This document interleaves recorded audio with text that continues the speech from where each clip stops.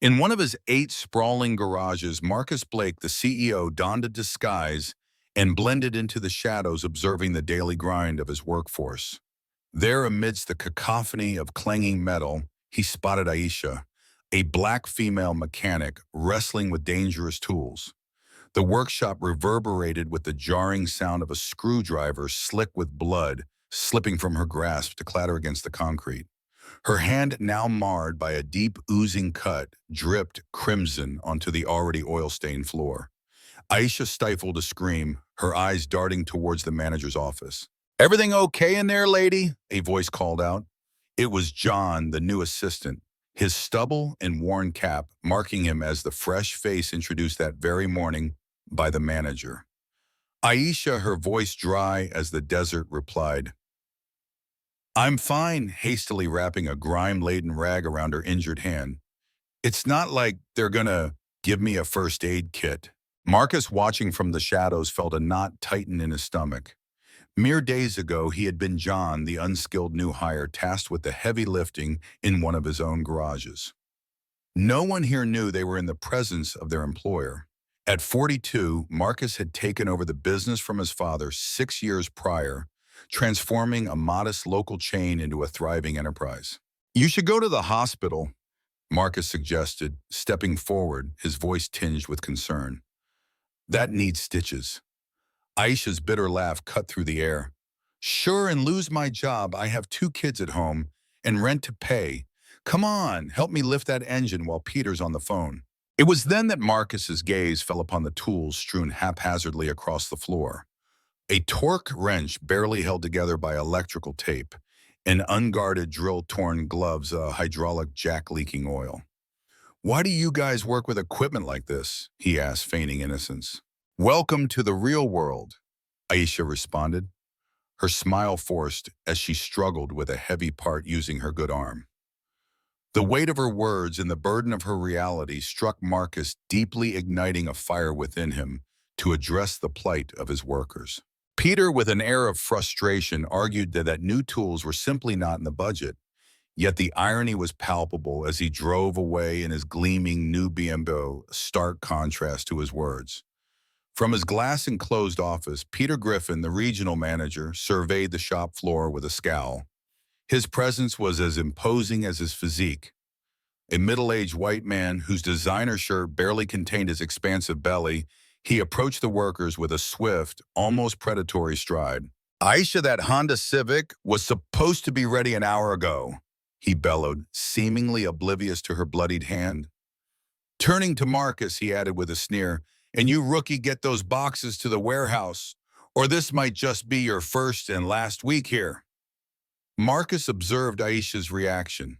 She seemed to steel herself against Peter's voice as if it were a physical assault. He also noted how Peter's interactions differed starkly with the other mechanics, all white men, while he reserved his sharpest tones for Aisha. As Marcus moved the boxes into the shadowy warehouse, his hand brushed against an old file on a dusty metal shelf.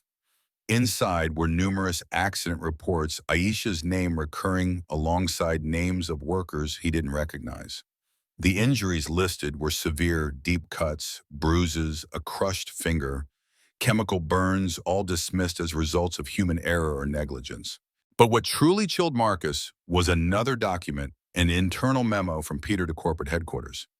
It detailed his strategy of optimizing costs by delaying equipment maintenance and replacements. At the document's base was a digital signature from the finance department at corporate headquarters endorsing these cost-saving measures. Marcus felt a cold dread seep into his bones. The savings his executive team had celebrated were tainted with the very blood of their workforce. Back in the workshop, he found Aisha wrestling with a brake using a wrench that was clearly the wrong size. Her hands trembled, possibly from pain or exhaustion. "Are you just going to stand there?" she asked, her voice strained but not looking up. "Why are you still here?" Marcus asked, his mind racing with the implications of what he had just uncovered. In this forsaken corner of the world, where the air hung heavy with the scent of oil and despair, Aisha's piercing gaze could have sliced through steel. Imagine, if you will, the sting of rejection echoing in her ears as 6 other garages turned her away, their doors closing with a dismissive thud, questioning not her skill, but her worth. Here in this bleak haven, at least her expertise was acknowledged, even if begrudgingly. That evening, as the last of the day's light bled from the sky, Marcus sat solitary in his car, the parking lot a desolate expanse around him. His eyes now seeing through a new lens fixed on the garage, the once proud Blake Tech automotive logo, now a faded, crooked testament to better days. The company his father had built on the bedrock of integrity and excellence had morphed into a perilous dungeon where souls like Aisha risked everything daily. What none within those grimy walls could fathom was that Marcus Blake wasn't merely a CEO chasing after profits. His father, an immigrant mechanic, had known this same sting of prejudice, this same struggle to prove his worth. As the workshop lights dimmed, a resolve kindled in Marcus's heart, a plan taking root. It was a plan not just to overhaul the working conditions, but to unmask the deep-seated neglect and bias that he, in his executive isolation, had unwittingly allowed to fester under his name. If this tale of revelation and redemption stirs something within you, consider the journey that lies ahead. How a simple cap, a symbol of humility, will unveil truths that will not only reshape the destiny of a company, but also the life of a mechanic whose spirit, despite the broken tools around her, remained unbroken. As dawn broke, Marcus was already there. His presence in the garage before the first rays of sunlight could claim the sky. His usual attire was shed save for the worn cap, a disguise not of identity, but of intent. As Marcus watched Aisha limp towards the entrance from the parking lot, her hand still wrapped in that same soiled bandage, a wave of empathy surged through him. This woman literally bleeds for a company that doesn't even know who she is. He whispered, his grip on the steering wheel tightening with frustration. His phone vibrated, breaking his reverie. Vanessa Chun, Blake Tech's legal director, had texted him. Documentation ready as requested, extremely confidential. Need anything else? He replied swiftly. Be at the location at 2 p.m. Bring the financial auditor. No one else. Vanessa was not just another competent employee. She was the daughter of immigrants his father had once helped, and her loyalty was to the company's core values, not merely to financial spreadsheets. Inside the garage, the morning unfolded with Peter assembling the skeletal team. Marcus blended in, his identity still under wraps. Listen carefully. Peter's voice boomed, his eyes scanning the room with a hawk-like intensity. Head office wants better numbers this quarter. No overtime, no new parts unless it's life or death, and no complaints. His gaze landed on Aisha, lingering with a hint of disdain. Especially you. I've spent too much time on your endless requests. Aisha met his stare with unwavering calm. My requests are for basic equipment that the law mandates, she retorted softly yet firmly. Peter's laugh was sharp, dismissive. The law? You think anyone's going to care about your complaints? He paused, swallowing a word that should never be spoken. Replaceable mechanic complaining about conditions, please. Over the next few hours, Marcus found himself working alongside Aisha, her skill breathtaking. She identified faults in mere seconds, issues that would baffle seasoned mechanics. Her hands, despite their wounds, moved with the precision of a surgeon. Where did you learn that? He asked, amazed, as she fixed an electronic injection problem with just a wire and a broken multimeter. My father had a small repair shop before it went bankrupt. She said, her focus unwavering on her task. Since I was a child, I've known the underbelly of cars as well as the underbelly of life. Her voice carried a wistful nostalgia, a reminder of a simpler time, a time before the harshness of corporate demands had taken its toll. In the relentless pursuit of understanding every nuance of the business, Marcus had unwittingly become part of a larger, more sinister cycle. When AutoFix Express, a predatory giant, swept through town, it decimated local businesses with prices that could not be matched.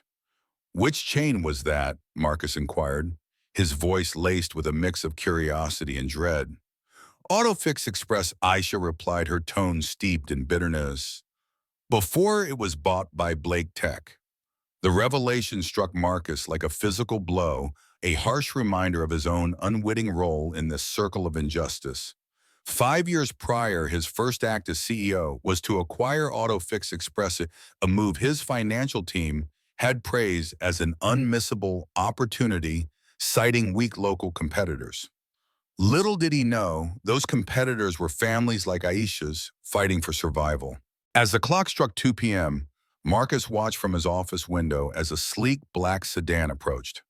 Vanessa emerged, accompanied by Sophia Kaminsky, the chief auditor. Renowned for her ability to sniff out fraud, they convened in a discreet restaurant across the street out of sight from Peter's prying eyes. "We found everything," Vanessa declared, her voice a mix of triumph and sorrow. Peter didn't just neglect security protocols. He embezzled funds earmarked for equipment. Digital signatures were forged. Marcus, still reeling, asked, "How did this go unnoticed?" Sophia, with a grave expression, explained, "Manipulated documents. A normal audit would never catch it, but a forensic investigation did. And there's more. Accident reports have been systematically altered. The real rate is 10 times higher than reported."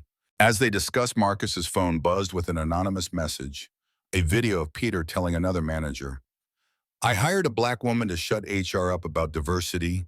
She even knows how to fix cars. Imagine that. But at the first complaint about safety, she's out. Blake never shows up anyway." The weight of the betrayal was palpable. Marcus, his voice trembling with contained rage, asked, "Do we have everything we need?"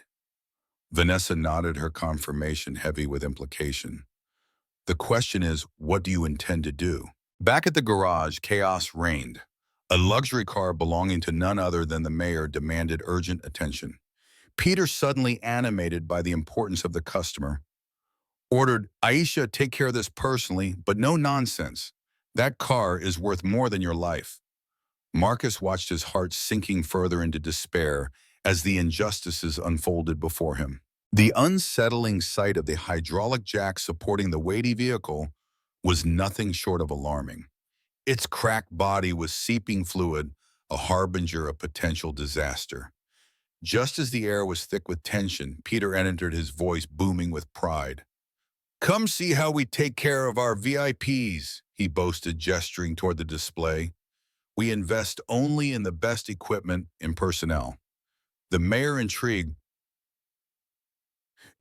commented, "Impressive. I've always heard excellent things about Blake Tech. Integrity and excellence, correct?" "Absolutely," Peter smiled, his confidence unwavering. "Our CEO, Marcus Blake, has prioritized these values from the very beginning." But before he could finish his sentence, a high-pitched noise from the hydraulic jack sliced through the air. Aisha, sensing the danger, instinctively hurled herself backward. Peter, his face contorted with fury, stormed towards her. "What do you think you're doing?" he hissed, his voice a venomous whisper. "You're embarrassing the company in front of—" Before he could finish, the jack gave way with a thunderous crash, the vehicle plummeting to the ground. The mayor, now ghostly pale, exclaimed, "My God, someone could have been killed." Peter, in a state of panic, tried to salvage the situation. "Unusual accident, probably human error or sabotage." "It wasn't human error," Aisha interrupted, her voice rising in a crescendo of frustration. "I've been warning about this equipment for months.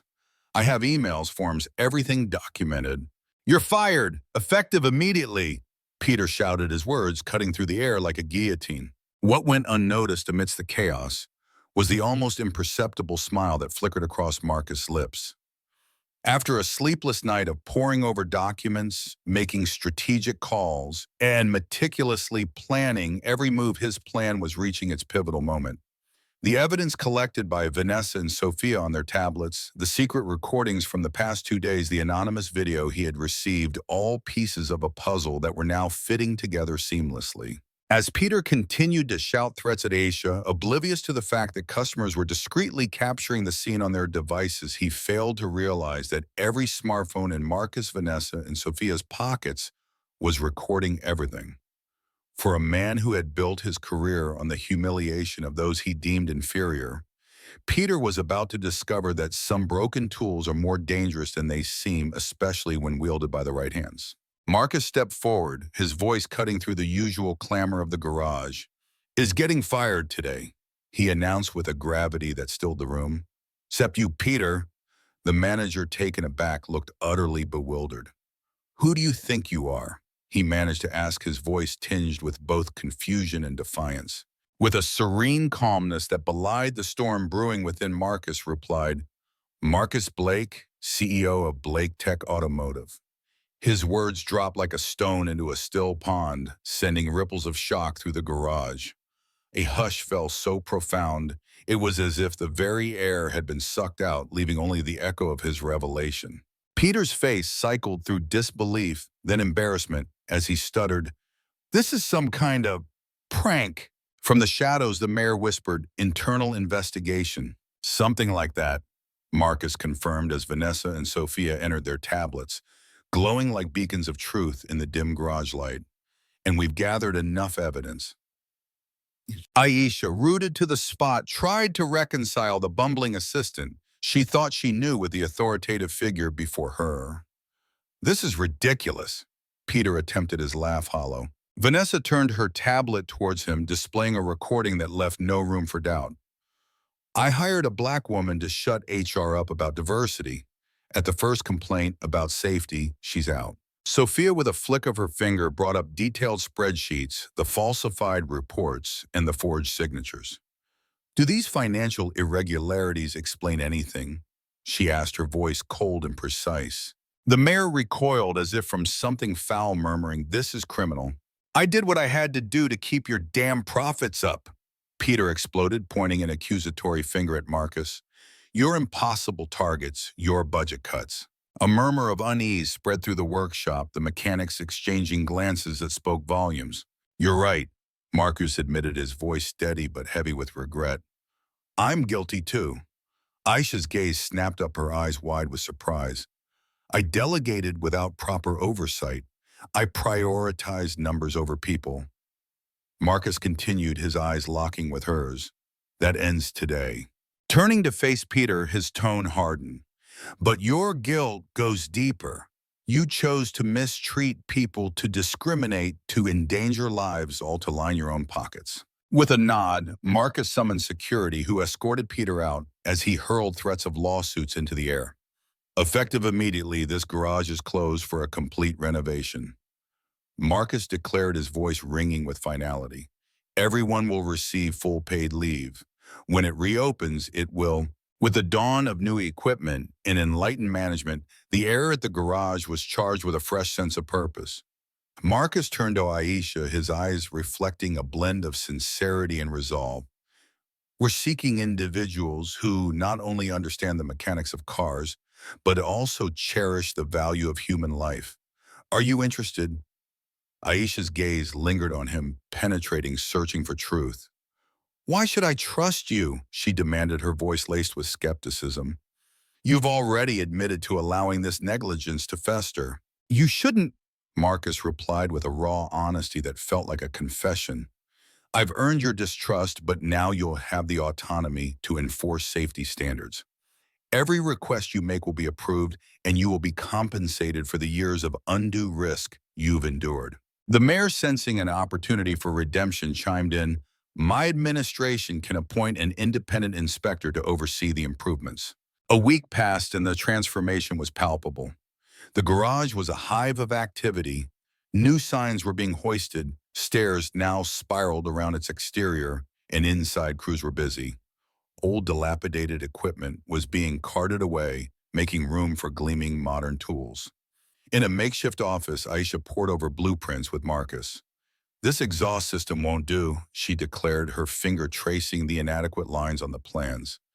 "We need an increase of at least 30% in capacity." "Consider it done," Marcus responded, his voice firm yet accommodating. "Anything else?" "Yes." Aisha continued, her mind racing with concern. "If Peter was the issue here, who's to say there aren't others like him lurking in the shadows?" Marcus smiled, a glint of admiration in his eyes. "You're already thinking like a manager." No, I'm thinking like someone who doesn't want others to endure the pain I've known. Aisha corrected him with a sharp clarity. Marcus then signaled to Vanessa, who entered with a folder in hand. We're initiating surprise audits across all our garages. 3 managers have already been dismissed.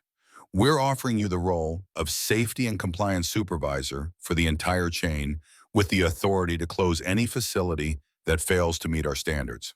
At that moment, Marcus's phone rang, slicing through the conversation. It was his CFO, Frank Matthews, his voice crackling with urgency. Blake, this is madness. The cost of these renovations will decimate our quarterly profits. The board is up in arms. Frank, Marcus interjected, his tone stern. Did you sign off on Peter's forged approvals? The line went silent, the tension palpable. Because we have evidence that someone on your team approved those illegal cuts. I didn't know the full extent. Frank's voice wavered, the realization of his complicity dawning upon him. Board meeting tomorrow, Marcus said, his words a decree. Bring your resignation. In the aftermath of the call, Aisha's voice resonated with a mix of determination and hope. This goes to the top, then, she declared, her eyes alight with the fire of justice. Marcus, ever the supportive ally, responded with a nod of affirmation, wherever it goes. Marcus's father had founded Blake Tech Automotive with a vision of service, not exploitation. Yet unbeknownst to Aisha, as they pored over plans for rebuilding, Marcus wrestled with the storm brewing behind the scenes. An email from the company's lawyers had landed in his inbox, revealing that the board of directors, under the sway of the ambitious Richard Townsend, had initiated an urgent vote to oust him. The majority shareholders, their eyes fixed on the bottom line, were beginning to doubt his competence. To Aisha, engrossed in the blueprints of renewal, the path seemed clear and just. But for Marcus, a far greater conflict loomed on the horizon, one that would force him to choose between his father's legacy and the empire he had painstakingly built. Meanwhile, in a quiet corner of the city, Peter Griffin, his fingers dancing across his phone, shared a conspiratorial grin. He was in cahoots with Richard Townsend, plotting the next move to seize control. What is the true value of integrity when an entire empire hangs in the balance? Marcus Blake's character was about to be tested, not in the humble confines of a garage, but within the opulent walls of the boardroom, where numbers often trumped humanity and security was seen as a luxury. The corporate auditorium of Blake Tech Automotive was a scene of stark contrast. On one side, shareholders and executives sat, their faces etched with concern and anticipation. Opposite them stood a line of garage employees, including Aisha, unfamiliar with the grandeur of the headquarters. Marcus stood in the center, a pillar of calm amidst the brewing storm. Richard Townsend, his voice echoing through the hall, announced the agenda. This special meeting has one item on the agenda: to vote on the retention or removal of Marcus Blake as CEO following his financially irresponsible decisions.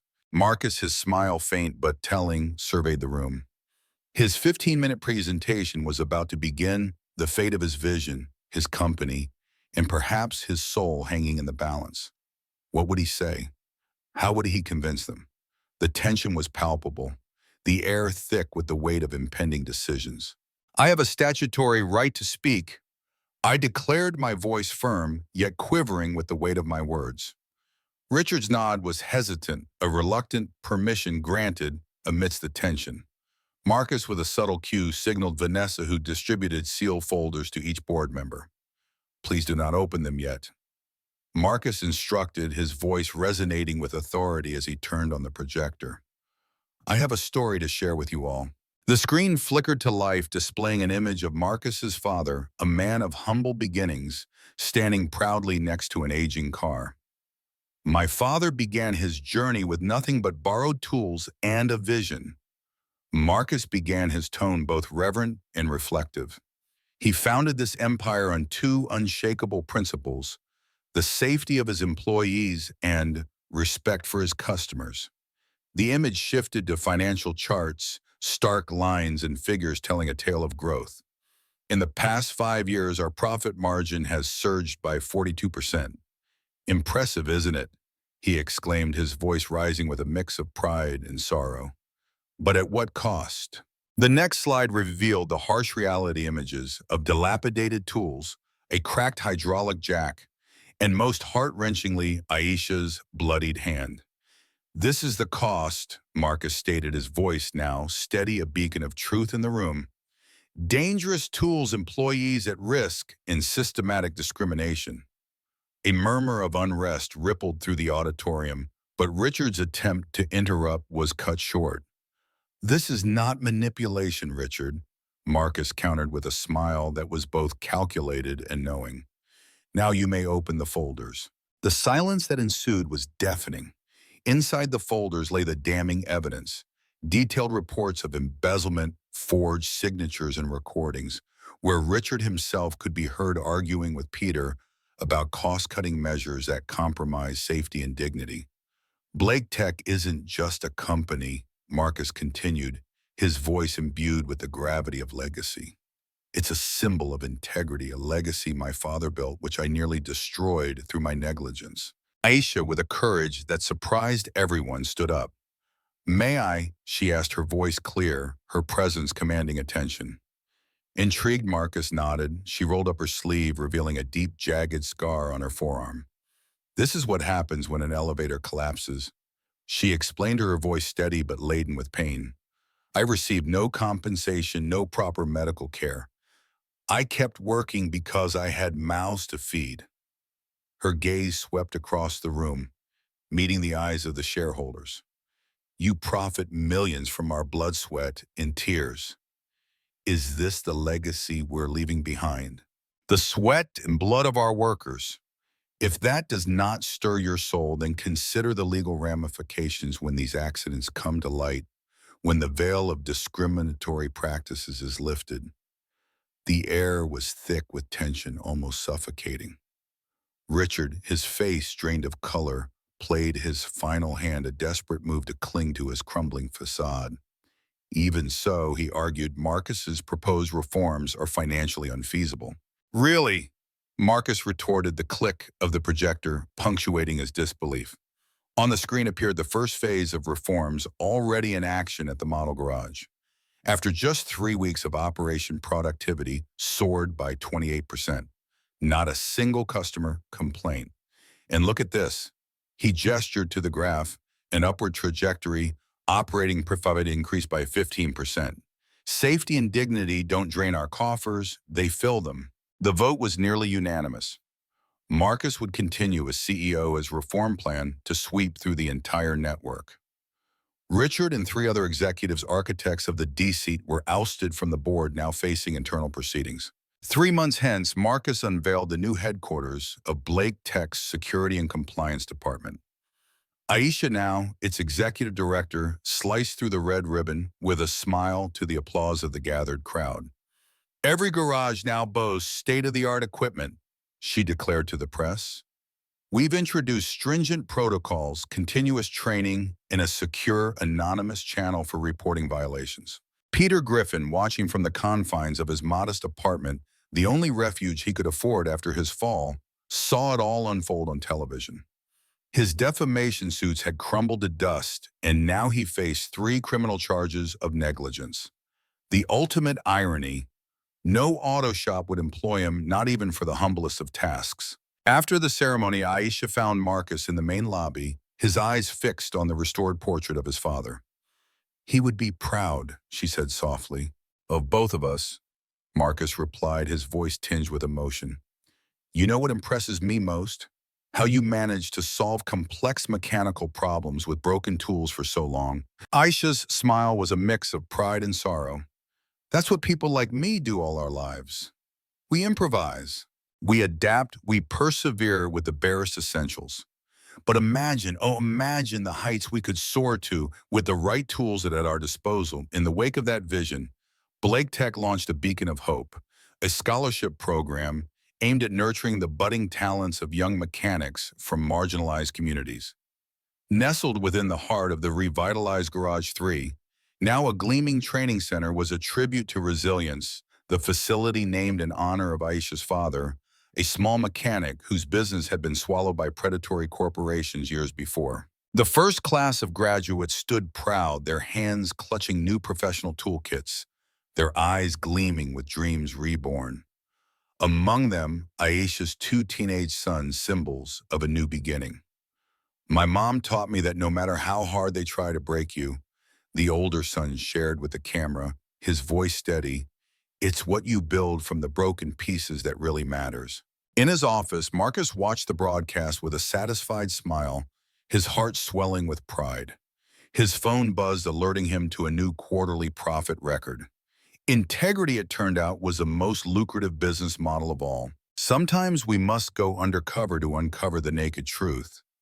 And often it is those whom society tries to break who possess the strength to mend entire systems. If this tale of transformation and justice has stirred your soul, please leave a comment, like, share, or subscribe to our channel. Let us continue this journey together, celebrating the stories that prove true success isn't measured by profits alone, but by the dignity we restore to every person who crosses our path. Thank you for watching, and may you always find the strength to rebuild from the broken pieces.